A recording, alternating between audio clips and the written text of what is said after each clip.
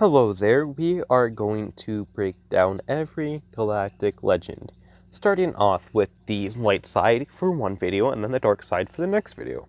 I figured it would just be easier to do it light side than dark side rather than try to fit all 6 into one nice condensed video. Anyways, you know, galactic legends, they have 6 Zeta abilities on all of their abilities, plus their ultimate ability, plus they are required pretty much at high relics anywhere you go. And the first one that I'm pulling up is Galactic Legends Luke. Now, his ultimate is a good one. I like it. It turns him into a more powerful type of a character. Requires 100% to activate, like C. Gains 8% whenever gains 8% charge whenever a Jedi gains Jedi lessons, or whenever the lessons get reset. Turns into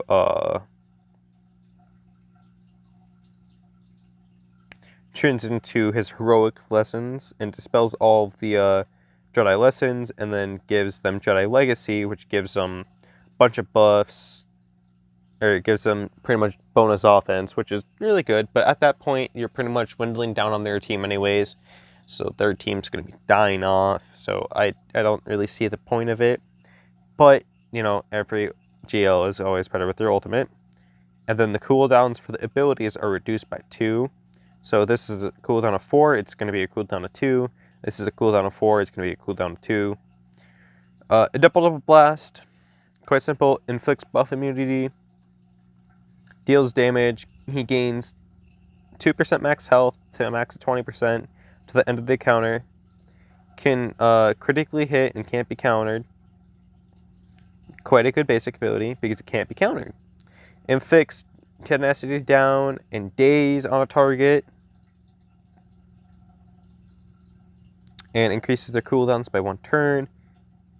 Call target light side ally to assist, and grants them critical damage up for 2 turns, and gives them Jedi lessons, and gives them 3 stacks. And Jedi lessons gives 20% mastery, as I'm pretty sure basically everyone knows. Efflux deals special AoE damage, removes turn meter, inflicts ability block and breach, deals 10% more damage, and it removes more turn meter for each ally with Jedi lessons or in Jedi Legacy.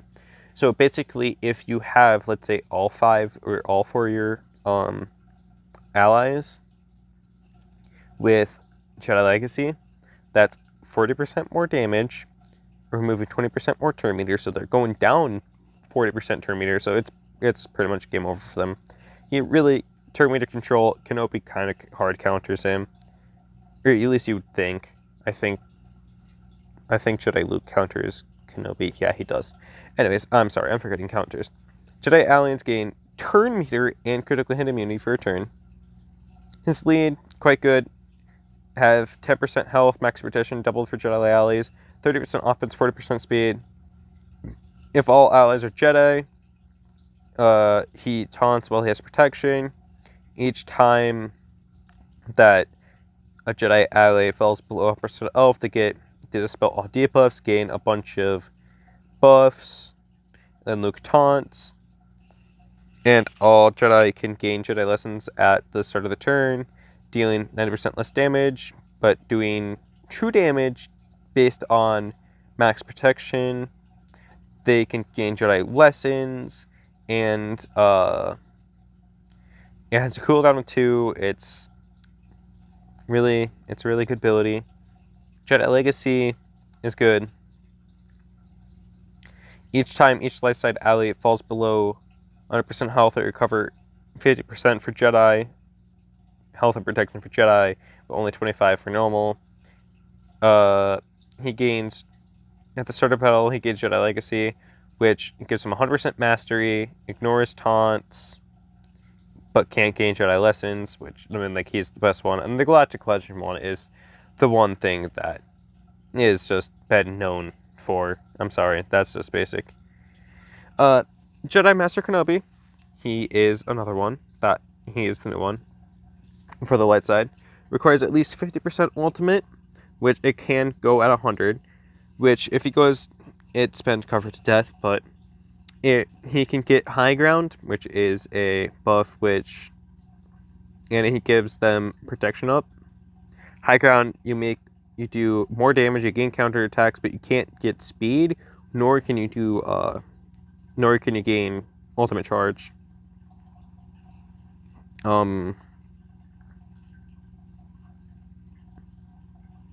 It's really picky about having a light side online force user that's also Galactic Republic, so pretty much geared towards Cat. All Jedi can ignore protection when targeting Sith, and Sith can't counterattack after the ultimate is popped. It dispels and it gains gain mastery stacking for each time you use for each percent of the ultimate charge. So if you use it 100, you get 200% of ultimate mastery. That's the word. Ardent Blade Work, basic. Inflicts ability block. Weakest light side ally without defense penetration gains it for 2 turns. If he uses it himself, he gains 9% ultimate charge, which is good. I will do what I must, and inflicts vulnerable and healing immunity on people. Calls ally to assist. If he selects himself, he gains ultimate charge and that is doubled if he is the leader. And it deals 50% more damage each time it's used. So first time it's 50, next time it's 100, 150, etc., etc., etc. until 10. Hello There is the one that resets cooldowns completely that makes the cat insta-kill work. Recovers health and protection, foresight, tenacity for 3 turns. Galactic Propeller gain protection up, and target ally gains damage immunity for 1 turn and resets the cooldowns. He gains up to 30% mastery, or not mastery, ultimate charge for every buff on light side allies from this move. Harmonious Will is the leader. It gives him less, or his allies do less damage and ignore taunt when he has, and resist debuffs when he has high ground, but only when he has high ground. Light side allies have mastery, speed, and max health. Galactic Purple Light allies get protection up 75% for the first 4 turns of the battle, which is really useful. If all the allies are light side at the start of the battle, can't be critically hit while they have protection up, which is quite often, especially if you have like a Jedi Luke, or not a Jedi Luke, a Jedi Knight Anakin on the team, or someone that gives out like massive amounts of protection up, and also the leader ability and his other abilities.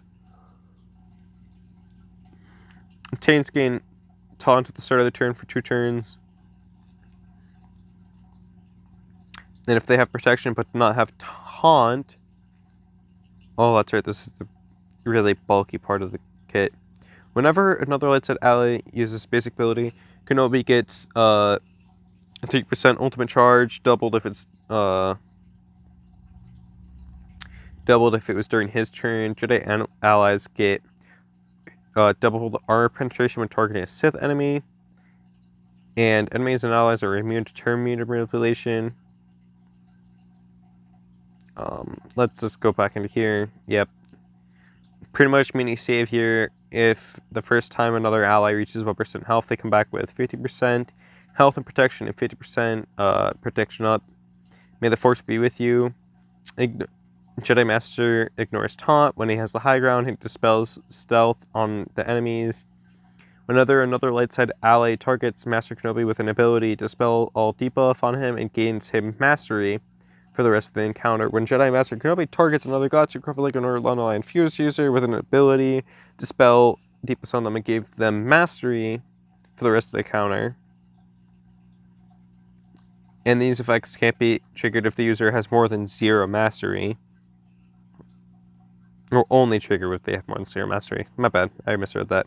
Whenever Galactic Republic takes out, or whenever they take a move out of turn, They recover health and protection and call the weakest other light side ally to assist for 20% less damage. I didn't mean to touch that. Galactic Legend, we've seen it before. It's literally the same for all Galactic Legends. Rey, Heir to the Jedi, I don't have it. It's only at 2 out of 10. Oh my goodness, it's a pain in the butt.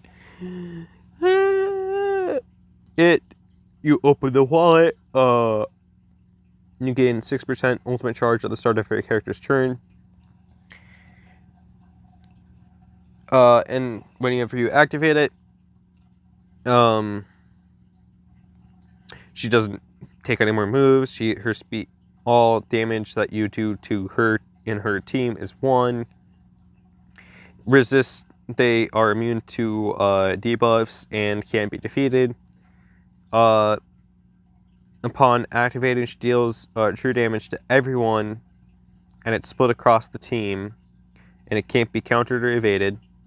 Deal physical damage to target enemy, and if it's her turn, she gains she does damage the second time, has more health steal, and ignores half the target's armor, and the health steal is double when under 50% health, to try to keep her alive. Rey has Lifeblood, which pretty much gives her makes her lose health, and light side ally gains bonus protection equal to the amount lost. All their light side allies gain half that amount. If Rey's at full health, all light side allies get critical immunity. Target ally gets Lifeblood, which is they do more damage, and and it can't be copied, dispelled, prevented for any way. Lifeblood decreases damage you receive by 30% and increases damage dealt by 30%. Sudden Whirlwind deal 2 times massive enemy or damage to target enemy, 7% damage per relic amplifier level, which means 7 times 7 is 49. And then deal physical damage to all other enemies. The big stipulation with it is that you can't be used unless someone is strapped below 60% health since the last time. Can't be countered or evaded. Wisdom of the Sacred Test. 40% mastery, 30% speed, 30% max health. Whenever an enemy gains bonus turn meter, inspired light side allies gain mastery until the end of the encounter, which is usually a battle. First time each ally falls below 50% health, they gain damage immunity, and they recover 50% health when it expires. Manifest Inspiration, quite simple. At the start of her turn, Rey becomes inspired. If she's already inspired, she inspires the healthiest light side ally who is not. Inspired light side allies dispel all debuffs on themselves when using a basic ability during their turn. Light side allies with inspired or damage immunity can't have their turn meter reduced. So this is the way you'd beat this team is outrunning it. And the Galactic Legend ability. Basically, I'll pretty much sum this up. Between the 3 light side Galactic Legends, Master Kenobi and Master Luke Skywalker are great. They're both viable pretty much everywhere. And Master Kenobi has the edge up because Kenobi is better in raids, but Rey is just slightly better on the defensive side compared to the other 2. Jedi Master Luke Skywalker gets crushed by Darth Revan. Jedi Master Kenobi and Rey both get crushed by gas. Except for when Master Kenobis have Cat, then you have to use Jedi Master Luke Skywalker. Anyways, it's a little bit confusing. But that's all it is. Really, the Zeta order for these are actually quite simple.